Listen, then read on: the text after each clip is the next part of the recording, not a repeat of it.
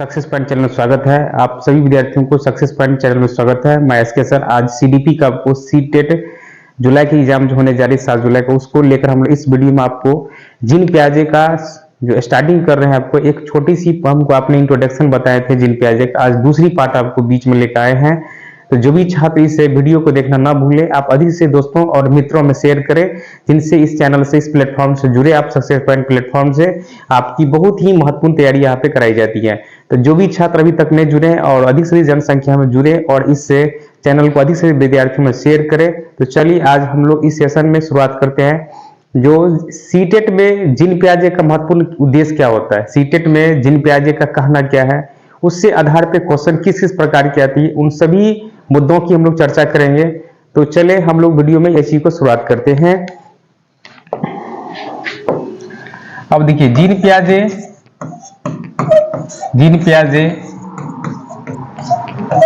सभी महत्वपूर्ण पॉइंट है इसमें। तो जिन प्याजे का सबसे सटीक बात आपको ध्यान रखना है कि जिन प्याजे सबसे पहले पूछा जाए यह किस देश के मनोवैज्ञानिक हैं, तो देश में आप याद रखेंगे। ये जो पूछा जाएगा तो यह स्विट्जरलैंड का मनोवैज्ञानिक है। ये स्विट्जरलैंड का मनोवैज्ञानिक है और कई उद्देश्य के द्वारा अपनी चर्चा भी करते रहते हैं। ये इसकी कई सिद्धांत हैं, आपको ये अपनी सिद्धांतों का चर्चा भी करता है। जो इनके सिद्धांत हैं तो आप लोग ने इसको पढ़े होंगे। तो सबसे पहले दिया था आपको संज्ञानात्मक विकास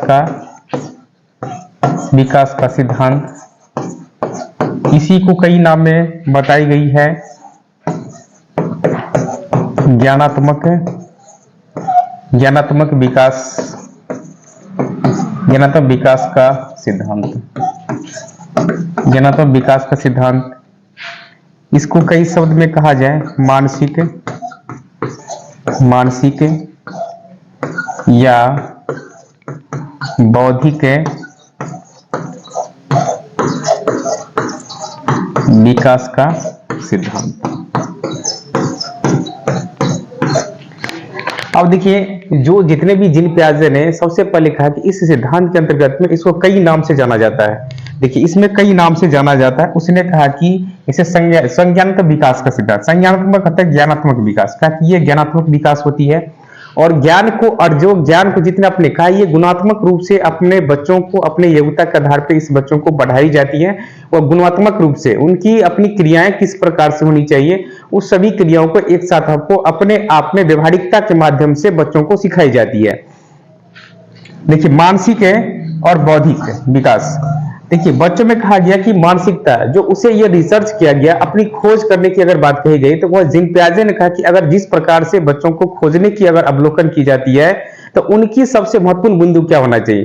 तो इसलिए कहा गया कि जिन प्याजे ने आपको सबसे बड़ा रीड इसलिए कहा गया कि उसने खोज पर आधारित, यानी बच्चों ने क्या चीज अपने आप से निर्णय लेना सीखते हैं, उसका रिवीजन क्या है, उसका उद्देश्य क्या होना चाहिए, अपनी व्यवहारिकता यानी अपने मानसिक छवि के अनुसार उस वस्तुओं को पहचानने की जो क्रिया हो जाती है, उसी में आपको मानसिकता, विचार और केंद्रित करने की बात का उल्लेख जिन प्याजे ने जो स्पष्ट करके आपको ये बात को सक्षम रूप से ये बताया है।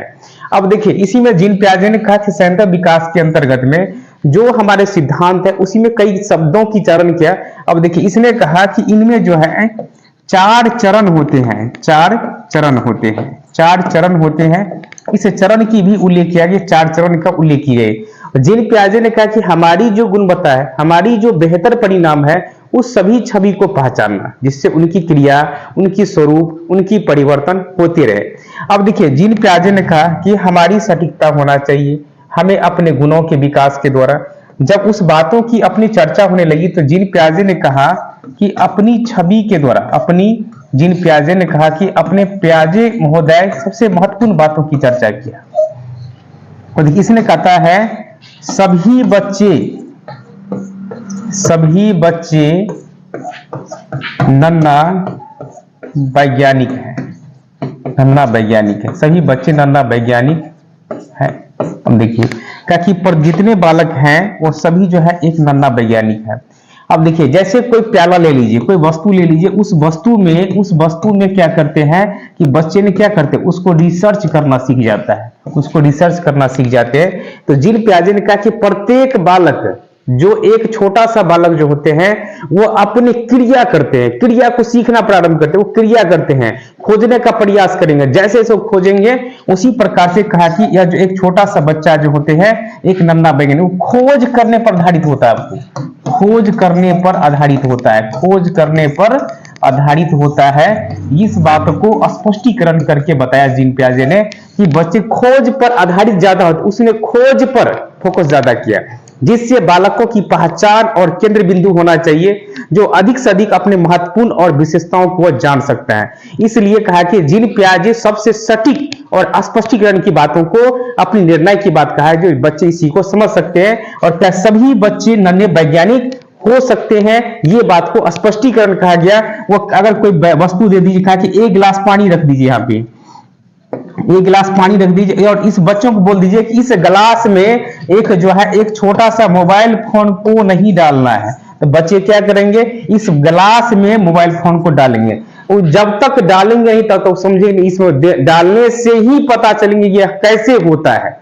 वो रिसर्च करना सीख जाता है, वो स्पष्टीकरण करना चाहता है कि ये होता तो होता कैसे है। बच्चे कोई चीज को अपने क्रिया करना सीखता है, क्रिया करने के बाद उस चीज को स्पष्टीकरण करने का एक उद्देश्य आपको दिया था जीन पियाजे ने। इसीलिए कहा कि सभी बच्चे एक नन्हा वैज्ञानिक होते हैं। अब देखिए एक बात है, अब ध्यान दीजिएगा। अब देखिए यहाँ पे जीन पियाजे महोदय ने अपनी चर्चा किया। अब देखिए इसी में कहा जाता है, जीन पियाजे का कहना है कि जीन पियाजे ने यहाँ पे सटीक बातों की चर्चा किया। अब देखिए इसी के अंतर्गत में जो चरण बताया आपको, जो चरण आपको बताया, तो इसकी चरण में है, जैसे आपको हम एक शॉर्ट ट्रिक आपको लिख देते हैं, सबने पूरी की मूर्ति आपकी, सबने पूरी की मूर्ति आपकी। तो देखिए सबने का मतलब हो जाती है संवेदी अवस्था, इसी को कई नाम से हम लोग जानते हैं, संवेदी अवस्था, इसी को संवेदी अवस्था, इंद्रजनित, इंद्रपेशी अवस्था या इंद्रगामक अवस्था भी कहते हैं, इंद्रगामक अवस्था, जो 0 से 2 वर्ष होता है। नंबर 1 चरण है। दूसरा चरण में कहा गया पूर्व संक्रियात्मक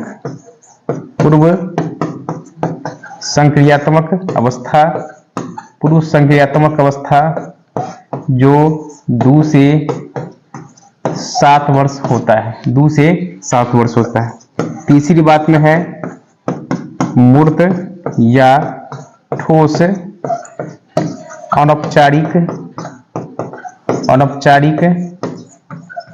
अनौपचारिक या इसी को और कहा जाए तो स्थूल के नाम से भी जानते हैं। इसे मूर्त, ठोस, अनौपचारिक, स्थूल अवस्थाएं के नाम से भी जानते हैं।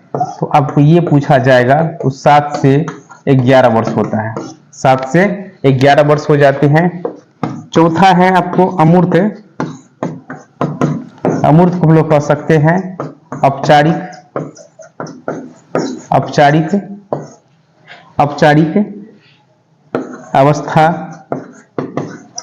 अवस्था, जो 11 वर्ष से 15 वर्ष से अधिक है। अब देखिए ये जितने भी हैं ये सभी जो है, देखिए आपको शॉर्ट ट्रिक में सबने माने हो गया, याद रखिएगा।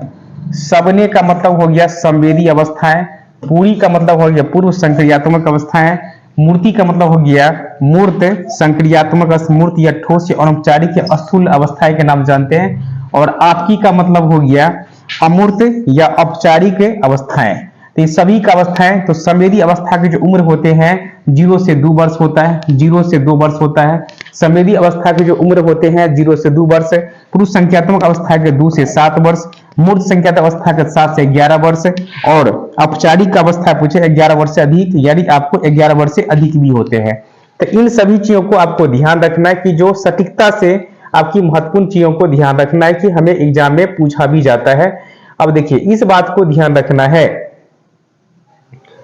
अब देखिए इस बात को ध्यान रखना है कि हमें सटीकता से उस चीजों को किस प्रकार से ध्यान रखना है, उस बात को ध्यान रखना है कि हमें किस बातों को सबसे ज्यादा जिक्र किया गया और स्पष्टीकरण किया गया है। जब इस बातों से हमें स्पष्टीकरण की जाती है तो इसी के द्वारा इसे जो बताई गई है उसी संकेतों में देखिए इसी चरण में, इसी चरण के लिए सबसे पहले जीन पियाजे ने कहा था, देखिए कहा कि सभी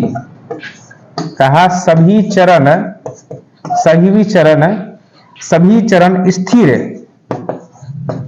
है, सभी चरण स्थिर है। देखिए वही नंबर 2 में कहा गया सभी चरण गुणात्मक रूप से आगे बढ़ता है। तीसरी नंबर में कहा गया सभी चरण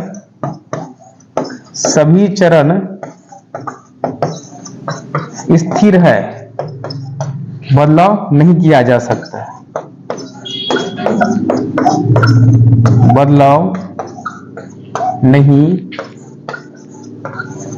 किया जा सकता, बदलाव नहीं किया जा सकता है। कोई देखिए कोई भी चरण जो है अपने आप में ये बदलाव नहीं किया जा सकता है, ये बात को ध्यान रखना है। सभी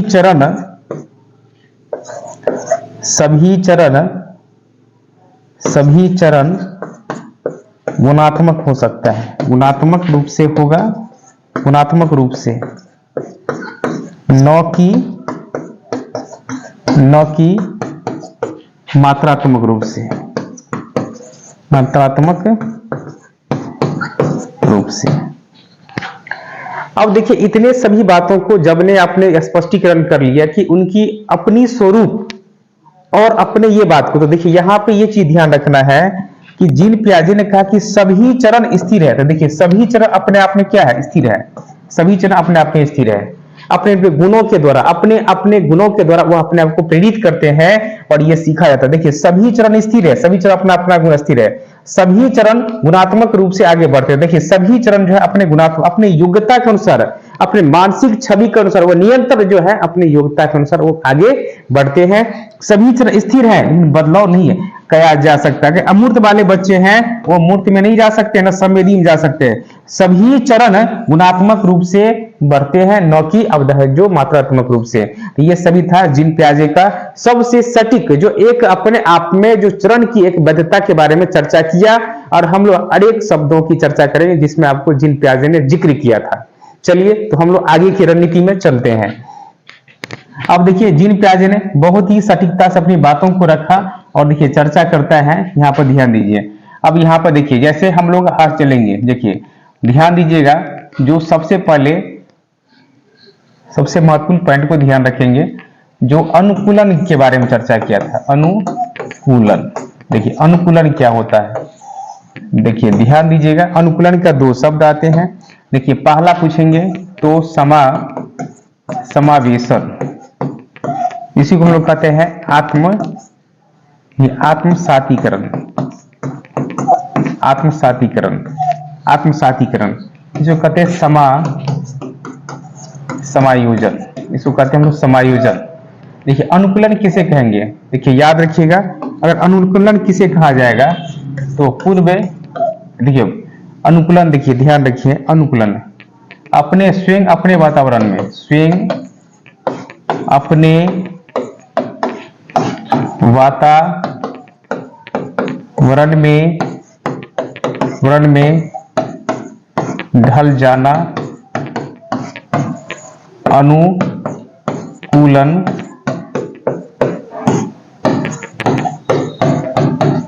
कहलाता है। अब देखिए समावेशन की बात कहा जाए, समावेशन में क्या कहा गया कि पूर्व ज्ञान को नवीन ज्ञान के साथ जोड़ना, आपको उसे हम लोग आत्मसातीकरण कहते हैं। आपको समायोजन में कहा गया था, समायोजन में पुराने ज्ञान को छोड़कर नया ज्ञान से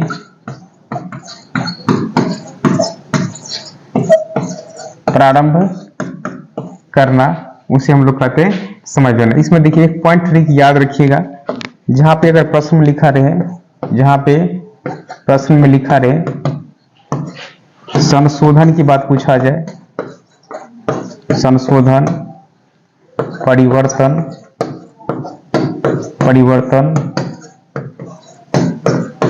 बदलाव, रूपांतरण,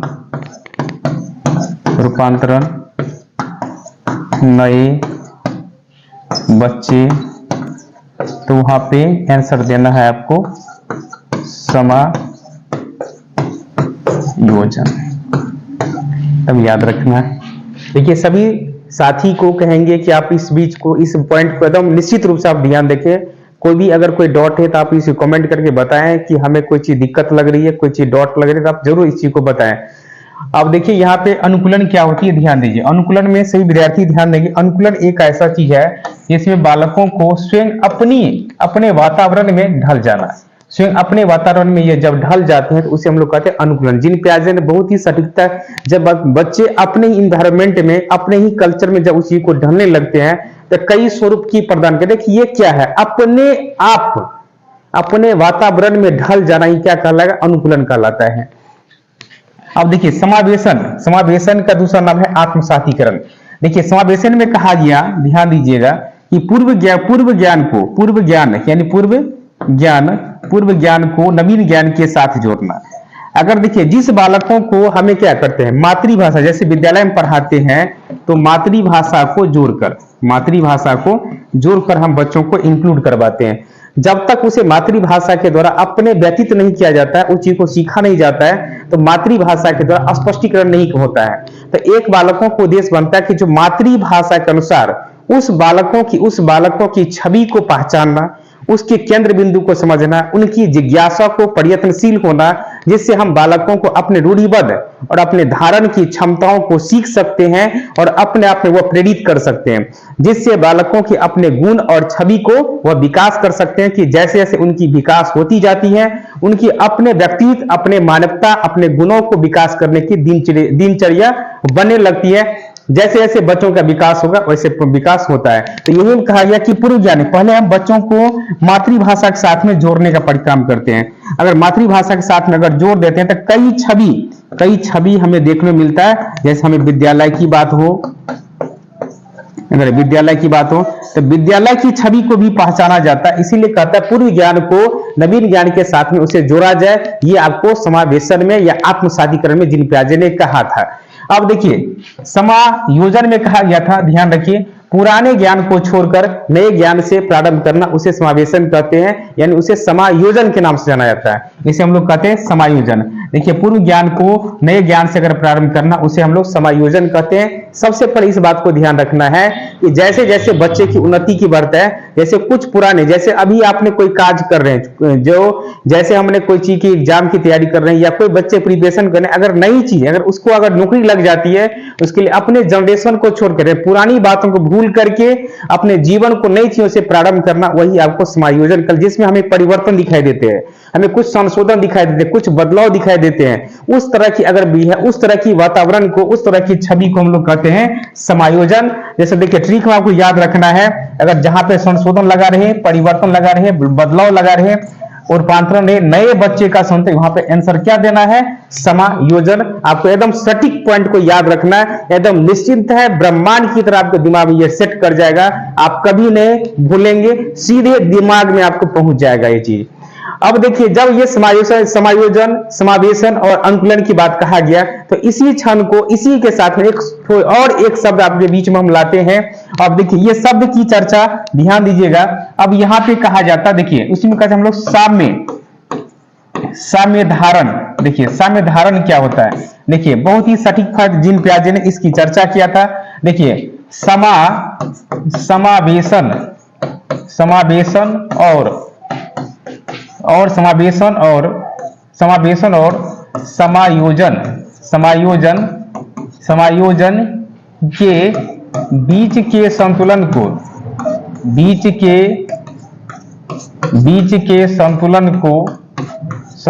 को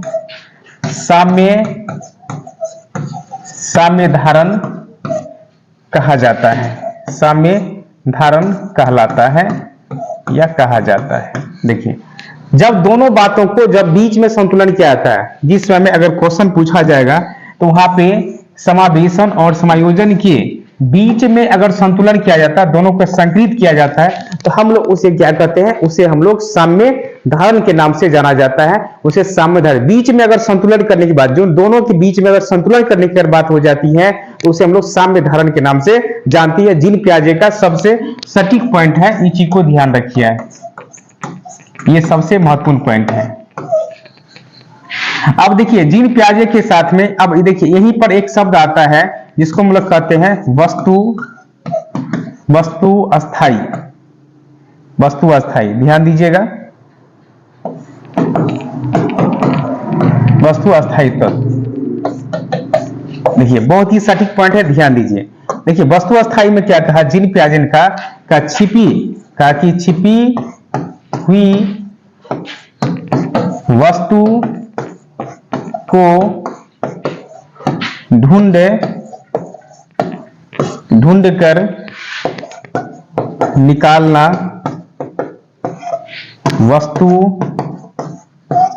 वस्तु अस्थाई तत्व कहलाता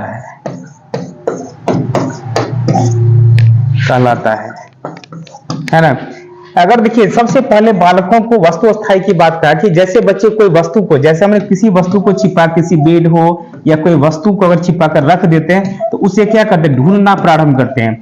उस वस्तु को ढूंढना अगर प्रारंभ कर देते हैं तो उसी को जिन प्याजे ने कहा, जो छिपी हुई वस्तु को बालक क्या करते हैं, छिपी हुई वस्तु को ढूंढ कर अगर निकालने की जो प्रयास करता है उसे वस्तु अस्थाई कहते हैं। जो आप पढ़िएगा, ये आपको संवेदी प्रेरक अवस्था में ये आपको आ जाता है, जिसको संवेदी अवस्था के नाम से जानते हैं। ये आपको जिन प्याजे ने इस बात की उल्लेख भी किया था, जो 0 से 2 वर्ष में आता है। ये 0 से 2 वर्ष में आता है, एकदम सटीक पॉइंट है। आपने जब क्वेश्चन को डील करेंगे तो आपके सामने में ये बीच में रखा जाएगा। जब आप सब क्वेश्चन बनाए, पूरे एक क्वेश्चन आपको बन जाएगा। तो याद रखेंगे कि अगर किसी वस्तु को, छिपी वस्तु को ढूंढ कर निकालना, जैसे बच्चे कोई वस्तु, जैसे हमने फोन दे देते हैं या कोई वस्तु, एक कोई खिलौना देते हैं, वहां से कहते हैं कि अगर ये बालक उस खिलौनों को क्या अगर छुपा कर हम रख देते, बच्चे को नहीं, ये खिलौना इसी के पास है, यानी यहीं पर है खिलौना, वो ढूंढना इस प्रयास कर देता है। ढूंढने का जब वो प्रयास करता है तो वही कहते हैं, छिपी हुई वस्तु को ढूंढ कर निकालना ही वस्तु अस्थाई तत्व कहलाता है। चलिए अगली पॉइंट है, ध्यान दीजिए। अब देखिए वस्तु अस्थाई मूल प्रवृत्तियात्मक समझिए, मूल प्रवृत्तियात्मक किसे कहते हैं, ध्यान दीजिएगा।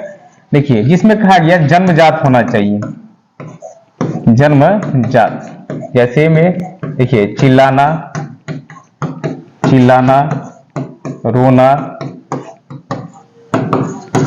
हंसना, ये सभी जो है एक जन्मजात भाषा। जो मूल प्रत्यात्मक की बात है कि बच्चे ने इसी बीच में इस बातों को जिक्र करता है और किसी न किसी अपने छवि को यह पहचान लेते हैं कि हमारा उद्देश्य क्या होना चाहिए। देखिए इसके बाद में देखिए सेकेंड पॉइंट है, ध्यान दीजिएगा, जीववाद। ध्यान दीजिए, देखिए जीववाद सबसे सटीक पॉइंट है। कहा कि बच्चों को निर्जीव वस्तु को, कहा गया निर्जीव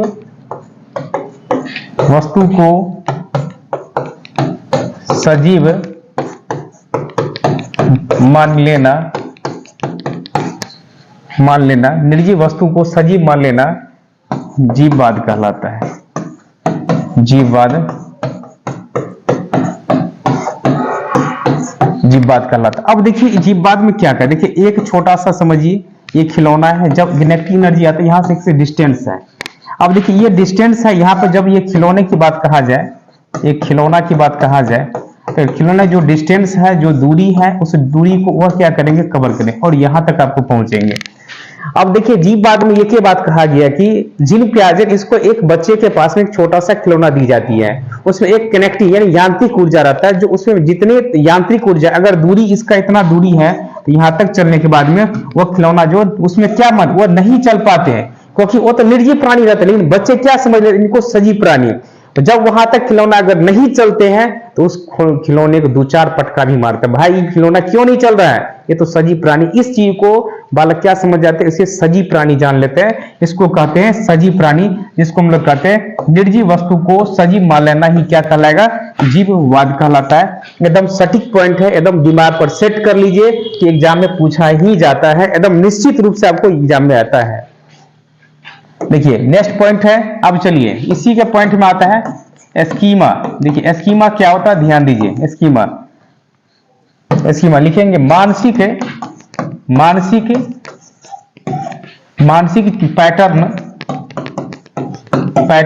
में अदला बदला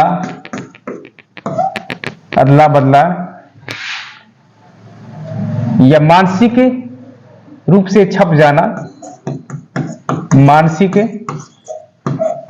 रूप से छप जाना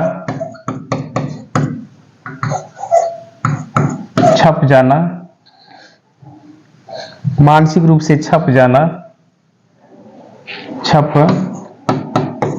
जाना, यही आपको कहलाता है स्कीमा।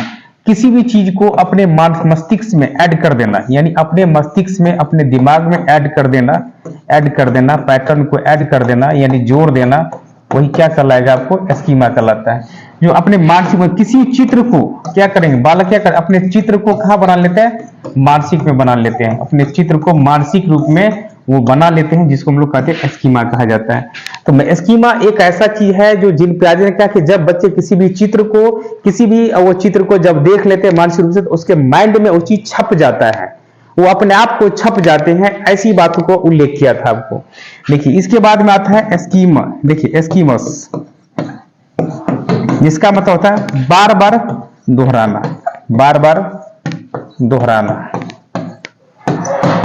दोहराना, वो क्या कहलाता है, स्कीमस कहलाता है। अब देखिए जैसे हम बार बार जैसे प्रत्येक दिन, जैसे घर में एक छोटा सा बच्चा है, प्रत्येक दिन विद्यालय भेजते हैं, तो प्रत्येक दिन विद्यालय जाते हैं, प्रत्येक दिन विद्यालय लेकर जाते हैं। डेली का क्या होता है, डेली का उसका ये रूटीन है कि अगर उनको डेली टिफिन तैयार करके देना है, उसका यूनिफॉर्म तैयार करके देना है और उसे लंच बॉक्स देना है, कई तरह ये प्रत्येक दिन ये माता पिता का ये रूटीन बन जाती है उस बच्चों को देख रेख करना बारंबार, जैसे जूता चप्पल डेली प्रत्येक दिन उनके पास आपको अपने जो अपने आप में क्रिया के द्वारा उसे जो बार बार दोहराई जाती है।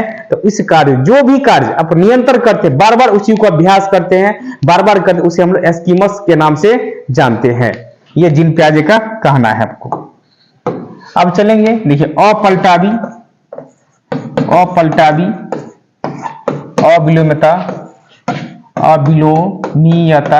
अविलोम्यता, अनुकर्मणशीलता,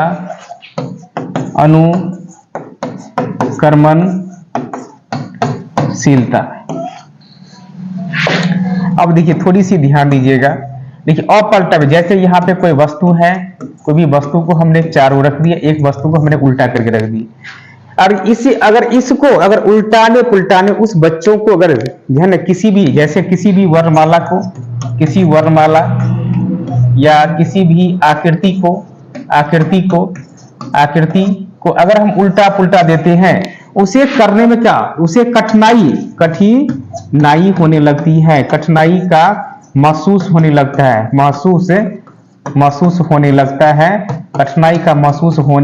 लगता है उस बालकों में, है ना। जैसे जैसे उनकी मानसिक छवि के गुणात्मक रूप से जैसे से वो आगे बढ़ते हैं, वो चीज को नहीं कर पाते हैं। यहाँ पे हाथी का हमने अगर 4 पैर का अगर प्रयोग किए, तो बच्चे ने क्या किया, यहाँ पे प्रयोग हमने इसको, इस पैरों को हमने उल्टा कर, अब कहेंगे ऐसे करके दिखाओ, सेम इस प्रकार से करके दिखाओ, वह करने में सक्षम नहीं हो पाते हैं, वह नहीं कर पाते।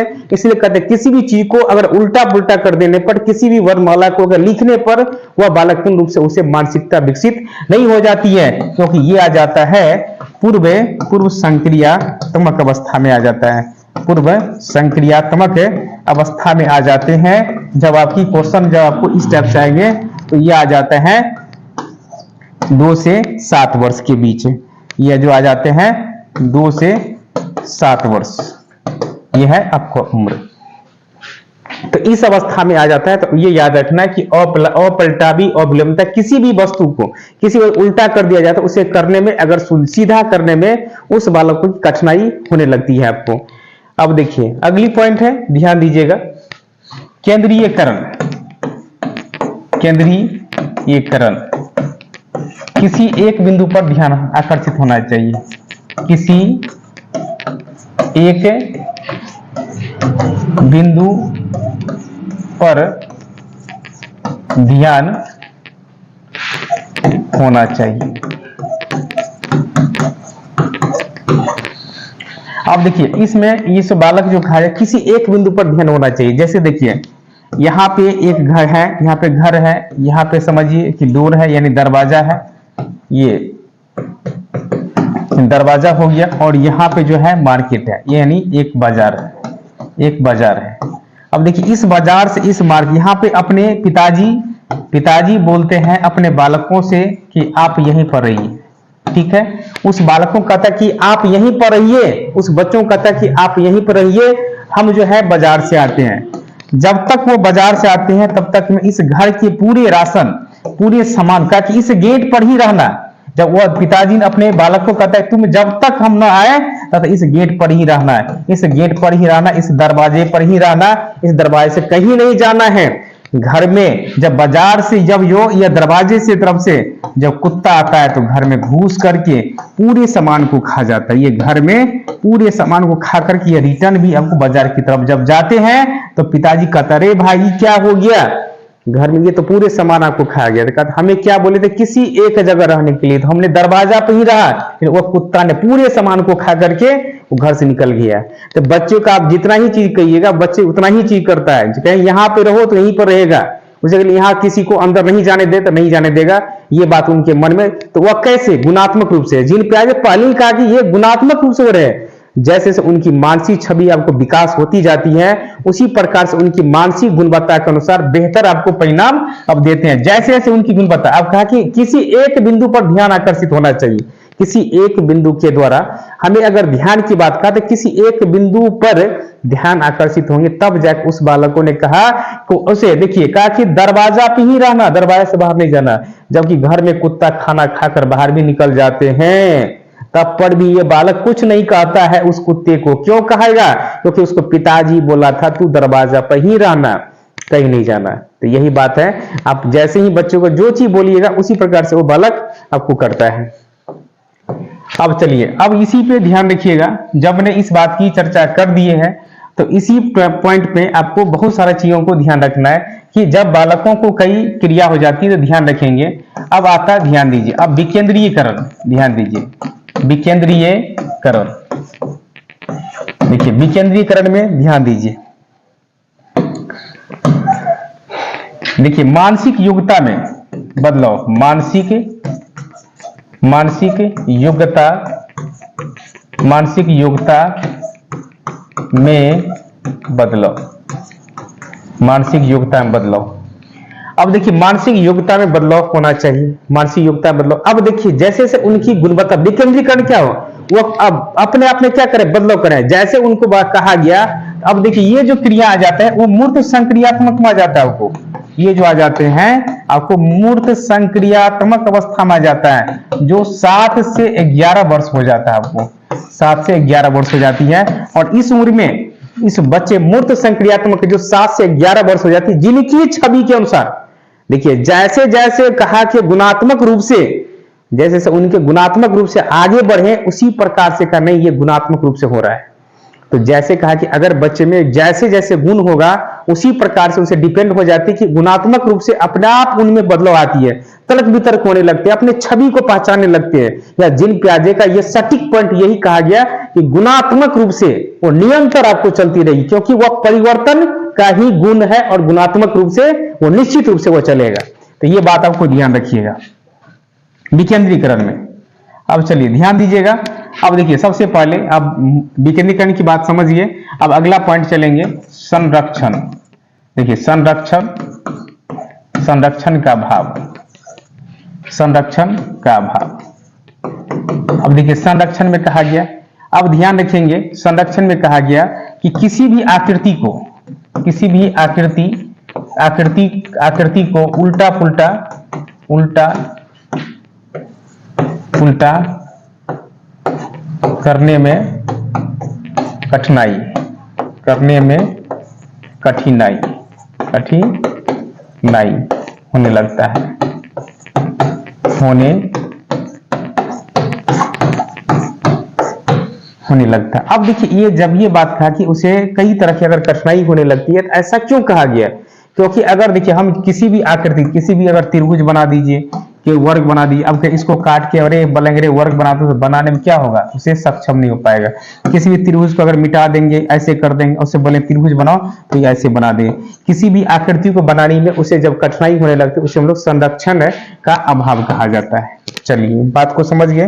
देखिए अगली पॉइंट है, ध्यान दीजिए। अब संगठन, संगठन का अभाव, संगठन का अभाव। देखिए संगठन के अभाव में ध्यान दीजिएगा, संगठन अभाव में कहा गया कोई भी वर्ण, किसी भी वर्णमाला में, किसी भी वर्णमाला